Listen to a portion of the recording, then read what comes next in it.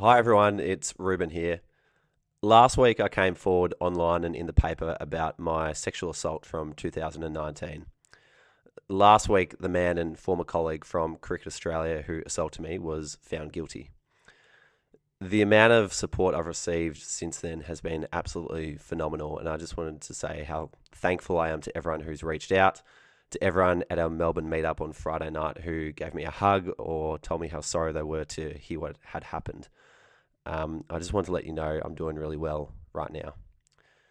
It's been 4 long years, but I've had a lot of support and a lot of therapy. And now that justice has been served, I feel like a weight has been lifted and I can finally move on with my life. I wanted to speak today about why I'm going public about my sexual assault.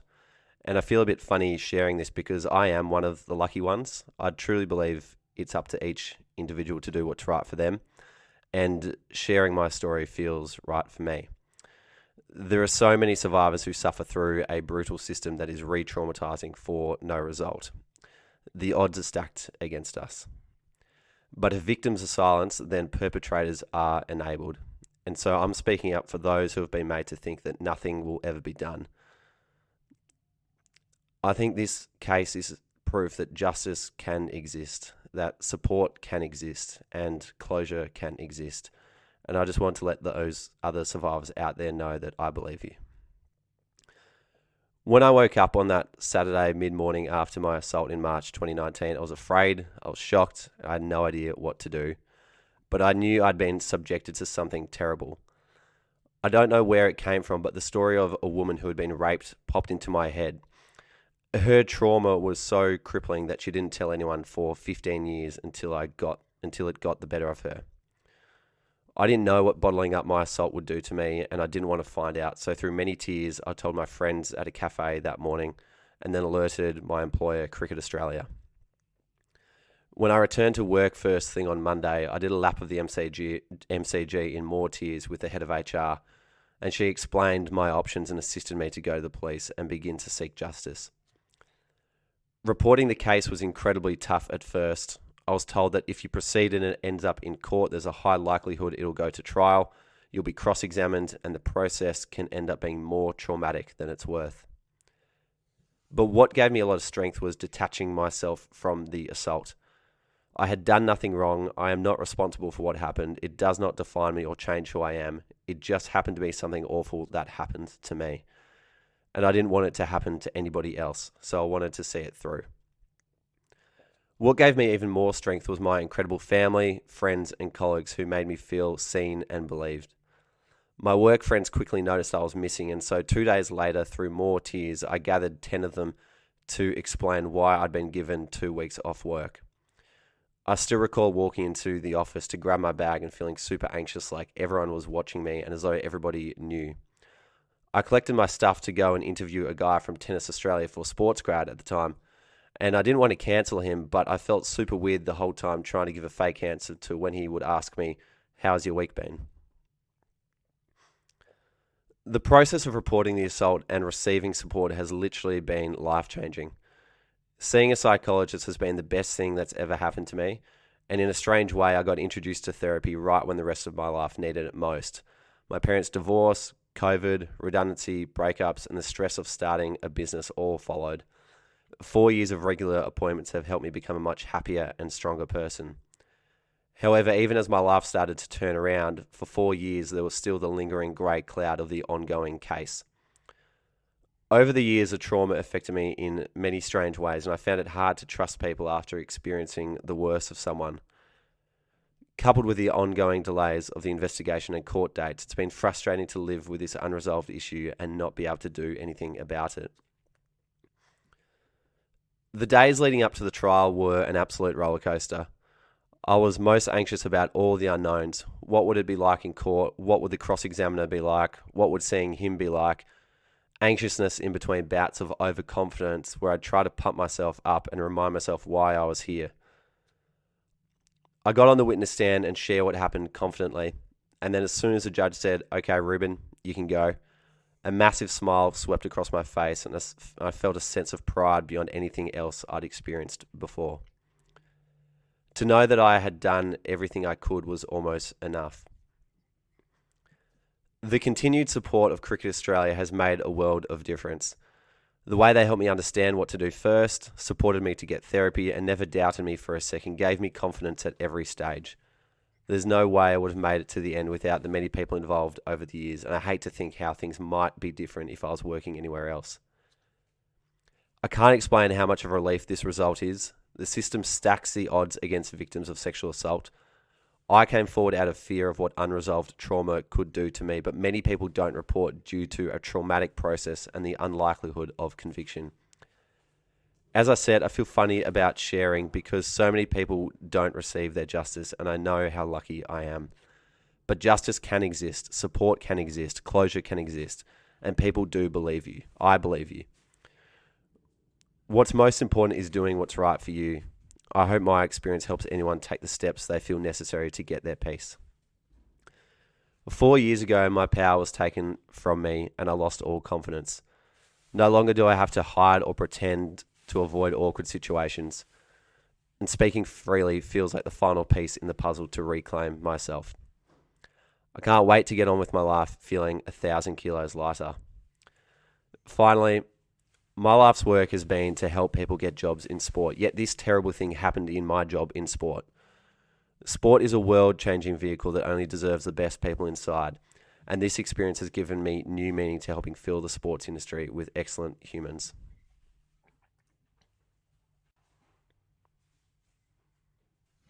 Wow, what a statement, mate. Um, Look, it's I think first of all, um, just want to say how I guess like proud I am as your mate to see how you've I guess gone through this 4 year period. Um, I think it has been incredibly hard, as a friend to see you sort of go through this period of time where in some occasions you don't know when the end is in sight. You're just waiting and waiting and waiting for a result of something, and that pain that's probably constantly going through you is just consistently there, sort of week to week, month to month. Um, so that has been incredibly hard, but it's made me, I guess, just super, super proud and sort of appreciative of you and just how you have conducted yourself over the last 4 years to be able to do what you've done with what you said there, that grey cloud. Like it's simply astonishing, to be honest with you. And I honestly, I don't know how. Like, I honestly don't know how you've done that. Like, it's very. I feel like it could have been very easy for you to just go and stumble and not do the things that you wanted to do because you've been affected by it. But you've gone the complete opposite way, which is just incredible. And I've had a lot of people sort of message me and when I've spoken to them the last few days, just sort of say, how on earth has Rubes done that? Like to go through that process and be where you are now. So just want to say how proud I am of you, and it's just incredible to see what you've done. Um, we wanted to talk a little bit about like what it's been like to be a friend through that period, and I guess like it's been super hard, sort of having to, um, I guess, not know sort of how much support is too much and how much support is too little. And from my point of view, I was always sort of, I just wanted to be there no matter what when you needed, and not sort of push you to sort of tell me how you feel and things like that. So I think that's probably the hardest thing. If I look back on it, it's like I wish I could do more, and I wish I could change things for you and make you feel better, but you don't want to sort of push it too hard. And I guess that was always um, a challenge for me to sort of see how you are, knowing that it's still going. It's always on your mind. So um, I guess that was probably the one of the biggest challenges for me, sort of just seeing you go through it and not knowing how much is too much and how much is too little. Um, but I think overall, when I look back on the last 4 years, it's kind of been, just a sense of I guess just how like I feel very, very lucky that I was one who knew about this and kind of have been on that journey with you. Um, because it's a privilege really to have that sort of knowledge and understanding of how you are and how you're feeling and whatnot, and be a part of the process, because all you want to do when you've got situations of hardship like this is just help the person. And knowing that, my mate has gone through this and I've been able to be part of that in some way, and hopefully support you in the best way that I possibly can, um, is an absolute privilege. So, um, yeah, I feel I'm kind of emotional talking about it. To be honest, like I just feel lucky, and I didn't like I remember when we got the result on Friday, when you sort of said like come and say hi, and we got the win. Like I literally just was so filled with joy. I was shaking. It was like it was just an overwhelming sense of joy, just knowing that chapter is soon to shut for you, and you can just kind of progress and do your life now and just do you, um, which is super super amazing to hear. So, um, yeah, that's kind of what I wanted to say. Just how lucky I feel, and I just hope, during that 4 year period, that me and others that did know, and were supporting you, we all feel very, very lucky that we were able to do so. And the fact that you're now in a better place makes us, be absolutely filled with joy and happiness. So, yeah, that's kind of what I wanted to share. Thank you, mate. And to answer your question, how did you go about your life and keep doing all the things that you were doing? The reason why I was able to still live my life was because of people like yourself and other friends and other family who I had that support from.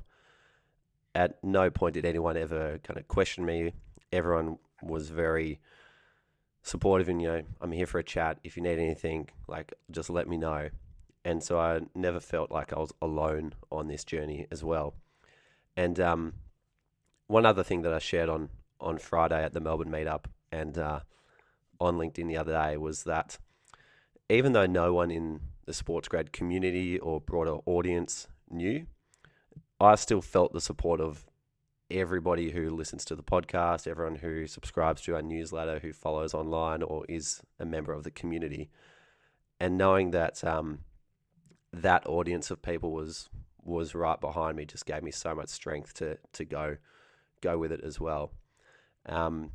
On top of that, there was also something in me that kind of said, well, I don't want this single incident to define my life or tell me which way you have to go. Like, I don't want it to say, you've been assaulted, you now have to lose all your confidence, you now have to roll up in a ball, and you now have to just stay there. Like, I didn't want this guy to put my life in the corner like that. And so Yeah, there was a bit of like, you know, sticking it to the situation, that I kind of wanted to show how far I could go the opposite way. And that gave me a yeah, lot of fuel to do what I'm doing. But like, you've been super supportive, my family's been super supportive, friends have been super supportive. Um, it like knowing who to tell has been a difficult one, um, because like you want your closest friends to know, but you also don't want to keep repeating the same story over and over again. And so, like, when I first told my friends about it, um, they were fantastic, but it took me 2 or 3 weeks to tell my parents. Like, I told my two friends the next day. I mm, told Cricket Australia on Monday. Um, I told 10 work friends in like the few days after that. It wasn't until the report was going on, and it wasn't until I was going to see therapy, that I actually felt comfortable going to tell my parents that, hey, this has happened, because I was so worried about upsetting them and the effect it might have on them too. And And even further to that, like I didn't tell some of my siblings until like years later. And that's not a reflection on the relationship I have with them. It was just like, I don't know, I feel like the time's not right, or, I can't really be bothered going out of my way to sit them down and say, hey, here's something I really need you to know. Um, so, like, the people who knew and the people who didn't know, that isn't because I'm closer to some people than others. It was just, it was just up to me to who I wanted to tell it with. So, um, um, which is like it's a funny thing to know who do you share it with and who do you not. But really, it's just like, okay, I feel like I've told enough people. I just don't want to keep talking about it anymore. Even though like Yeah. some of my closest friends didn't know. And I was like, I just don't want to have this conversation. Still love my friends; they're Yeah. still fantastic. I just didn't want to have that conversation. I thought when the time's right, it'll happen. Yeah. No, it's fair enough. And I think no one can ever blame you for that either. Like, Mm, as soon as, you tell a few and it keeps going, all of a sudden it snowballs, and you're right, you're probably going to have 40 people checking in on you all the time, and that conversation just keeps happening. So absolutely everyone would understand like your position. So I don't think anybody um, can be unhappy about that in any way. Everyone understands completely. So yeah. mm, mm. So now we are recording this from two different countries. Where are you at the moment? I can sense the tropical climate over the screen, which is incredible. Yes. Yeah, I'm sweating right now because I'm in Bali. We've So had to turn the aircon off. yeah, I know we've had to turn the aircon off for the sound quality, but I'm perspirating as a result of it. But I'm in Bali right now. I'm on the start of 6 months working and traveling, which is something I had in mind from the very beginning of Sports Grad. I wanted to build it up in a way that allowed you to do it remotely. And yeah, this is the start of a 6 month adventure, which, because of the case, got pushed back a month and a half. I was meant to leave on the 20th of April, and then the court date got set for the 1st of May, so I had to push it back. And then the verdict got pushed back to the 1st of June, so I had to push it back again. And so a lot of people have been saying, "Oh, well, this is great timing that the verdict has been announced, and then right before you go overseas." Well, I've just kept pushing it back until it was going to be done. Like I always wanted to be in Australia for the case. I wanted to be at the trial in person. I had the option to do it over Zoom, but I thought it wouldn't be that.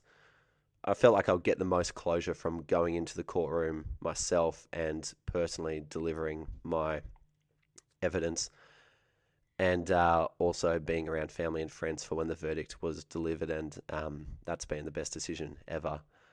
But the other thing that I've wanted to do for 4 years, literally, I reckon after probably a month after the incident happened in 2019, I knew straight away that at some point I want to share this because um, because I did get so much help immediately and started to get back on track really quickly. Um, I thought that what was around me perhaps would show someone else that support is out there and you can start to take steps in the right direction. And and yeah, I've had 4 years to kind of wait and sit on this to say something, and I didn't want to wait a day longer. I didn't want to carry this with me going overseas. I kind of wanted to get the verdict, get it out there, let it be known, and then go overseas, having put it to bed and be ready to finally move on. Yeah, brilliant. I mean, you feel over the moon, right? Like we were chatting the other day about the number of you know, just the weight that must be off your shoulder. Like, how does that feel? Oh, it was incredible. So we got the verdict on Thursday last week, and there was like a 4 or 5 hour period between getting the verdict and sharing it publicly or announcing that I was one of the people behind it. And that was incredible just window of bliss. And then put out a post online, and that's when the messages started coming flooding in. And then at about 11 p.m., I put my phone away and went for like a 2 hour walk, and was just walking through the world with a very new perspective, feeling very lightheaded and feeling very good about life. I didn't feel like I had too much to worry about anymore as well, which was a unique feeling, but one that's been a long time coming. Yeah, amazing, mate. No, well, as I said, like everybody, it's baffling to see how well you've done over the last 4 years, and I honestly, like, I feel in a weird way, like I feel like I'm lighter as well, like knowing that like you're in a good place now, as I said, when that came through, just had this sense of overwhelming happiness, knowing that is now coming to an end. So I think everybody around you is just super, super proud. And it's just incredible to see the response from yourself after this has happened. And, being so close to you, it's been incredible to see how you've gone with it. And I just couldn't be happier that you can now do you and do life without this hanging over your head. So when you when you put out that statement, when you read that out before, it's just I'm incredibly proud to be so close to you. So well done, mate, and I'm sure you're feeling that love and warmth from everybody else who's close to you and around you and who's sent messages and whatnot. So you should be super proud. Thank you, mate. I might just share one other thing, because when I first told a group of friends at Cricket Australia a few days after it, I gathered them 10 people around this cafe and said, "Hey, this is what's happened." And that became a moment in time that I lent on many, many times after that, when I needed something relative to compare a difficult situation to. For example, like I might have to present in a meeting, or I have to, do something at work where I was doubting myself, but then I would draw myself back to that moment and say, "Well, Ruben, you gathered 10 people in a cafe and you told them that you were sexually assaulted. That takes a bit of guts. So this meeting should be easy in comparison." And I was very nervous about posting online. I knew it was something I wanted to do, but I was nervous hitting send. I was even more nervous about getting up in front of the Melbourne meetup on Friday night and saying to a room full of people that, "Hey, this has happened," because you can't hide behind your phone or your laptop. They're staring you right in the face. And I'm just very grateful to everyone who was supportive that night, because that's kind of given me a new benchmark to lean on in the future when a difficult situation comes up. I can kind of refer back to that moment and think, well, Ruben, you're able to get up in front of 160 people and share a traumatic experience with them. Whatever you're dealing with business, work, life, whatever, probably isn't that tough in comparison. Yeah. Now I know why you're so good at public speaking and presentations, because there's nothing that's harder than what you've done already. It's a piece of piss now for you. So it does give you a lot of it's a perspective. I'll say that. Yeah. Yeah. Awesome. Brilliant. Well, let's wrap this up. Thanks for having the chat, and thank you for being an awesome friend. No, it's a privilege, mate. Good on you.